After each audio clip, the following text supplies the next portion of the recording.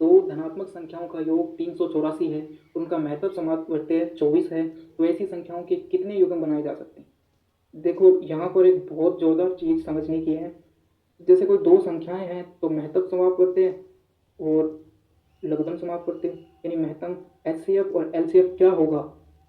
तो जैसे एक संख्या हम मान लेते हैं 12 और दूसरी लेते हैं 15, इन दोनों का एचसीएफ क्या होगा, एलसीएम क्या होगा, ये सबसे पहले बात करेंगे। एचसीएफ क्या होगा?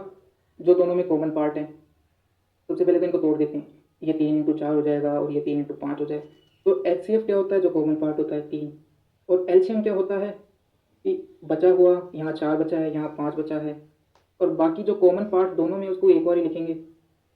ओके, तो देखो मेरा समझाने का ये है यहाँ पर कि एचसीएफ जो 3 है वो इसमें भी एचसीएफ है और यहाँ पर भी, यानी मैं कहूँगा कि इस संख्या में एक एचसीएफ है जिसको 4 से मल्टीप्लाई किया है और इस संख्या में भी एक एचसीएफ है जिसको 5 से मल्टीप्लाई किया है।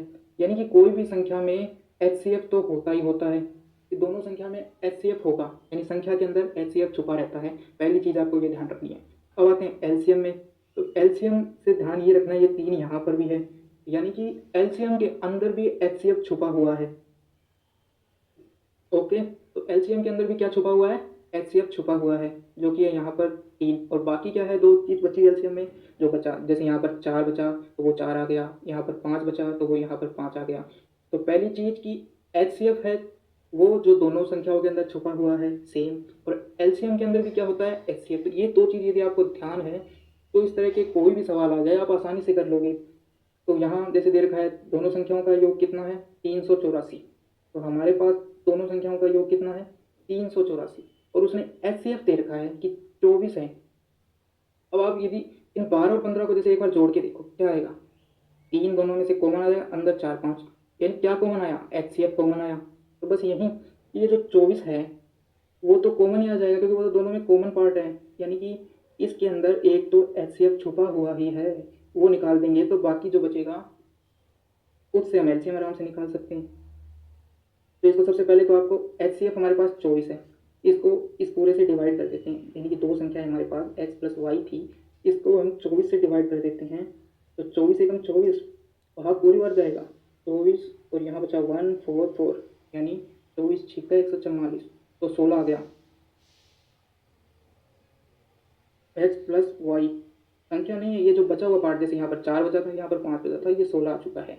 अब उसने कहा ऐसी संख्याओं के कितने युग्म बनाए जा सकते हैं? तो देखिए कि कितने युग्म बनाए जा सकते हैं, कहने का मतलब है कि एलसीएम था, इसमें एचसीएफ था, ये यहाँ हमारा 24 है कि एक एचसीएफ तो आ गया। अब बाकी बचा जो पार्ट, एक एक्स है इसके अंदर और एक वाई है, ठीक है। ये दोनों कॉमन तो हो ही नहीं सकते, कॉमन होते तो बाहर ही आ जाता। जैसे यहाँ कोई भी चीज़ कॉमन नहीं है, कॉमन होती तो बाहर ही आ जाती। तो अब हो क्या सकते हैं, यदि सम होगा तो दोनों में 2 का भाग जाता है तो वो तो बाहर ही आ जाएगा, वो तो हो नहीं सकता।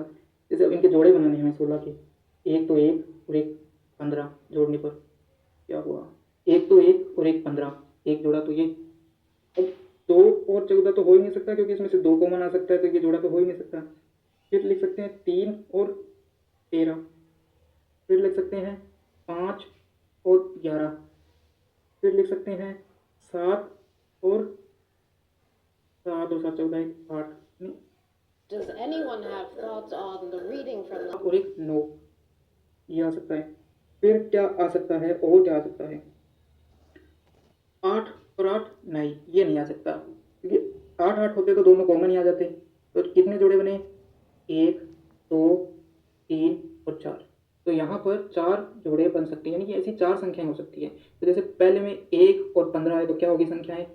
24 एचसीएफ था तो इसको 24 से मल्टीप्लाई किया, 1 को 24, और यहाँ किया 24 को 15 से किया तो 15 चौको 60, 15 दूनी 30, 30 36, तो एक तो ये बन गया। इसी प्रकार यदि 3 और 13 थे तो उनसे मल्टीप्लाई कर देंगे 24 को, तो इस प्रकार 4 तरह की पॉसिबिलिटी यहाँ पर संभव है। तो इस तरीके के सवालों को आप इस प्रकार कर सकते हो। यदि आपको कोई सवाल समझ नहीं आए तो आप कमेंट में ज़रूर बताना।